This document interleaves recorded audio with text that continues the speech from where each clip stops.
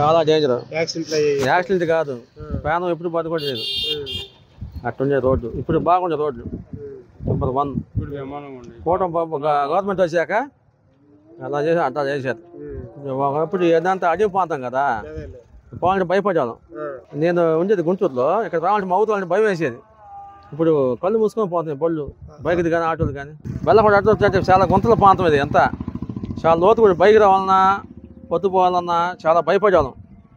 అటువంటిది ఇప్పుడు కూటమి గవర్నమెంట్ వచ్చాక రోడ్లు బాగా వేశారు, చాలా అభివృద్ధి చెందింది. అలా రోడ్ వేసి 2 నెలలు అయిందండి. 2 నెలల నుంచి బాగుంది.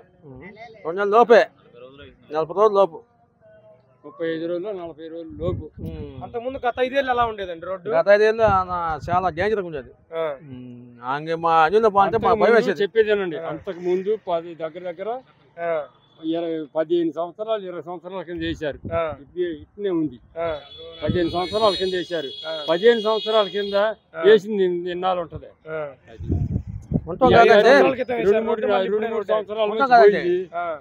టీడీపీ గవర్నమెంట్ వేశారు. జగన్మోహన్ రెడ్డి వచ్చి అప్పుడు పట్టించుకోవాలా.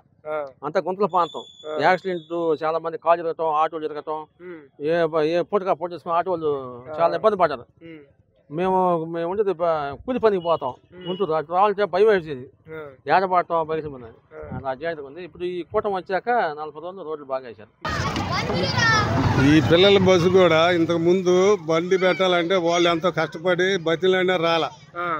ఇప్పుడు రోడ్డు వేసినాక బ్రహ్మాండంగా వచ్చుతారు. ఆ టైం ప్రకారం వస్తున్నారు, టైం ప్రకారం పిల్లల్ని తీసుకొని టైం ప్రకారం ఇచ్చి పెట్టిపోతున్నారు.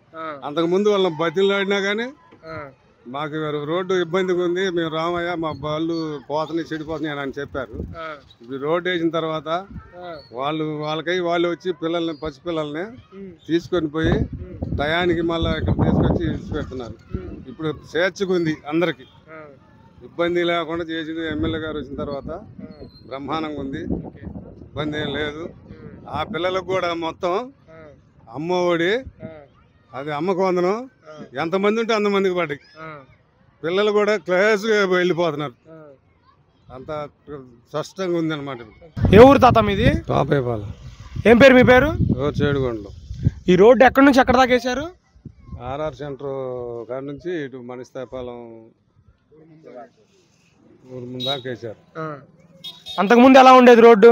ముందు 5 సంవత్సరాలు అసలు ఏ ఆటోలు నడవు, బళ్ళు పోవు.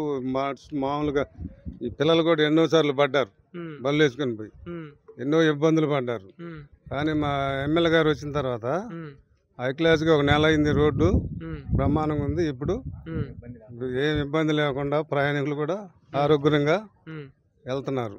అదే అంతకుముందు స్కూల్కి పిల్లలు పోవాలంటే బస్సులు కూడా వచ్చి రానట్టుగా ఎవరు ఆటోలు కూడా పెట్టరు.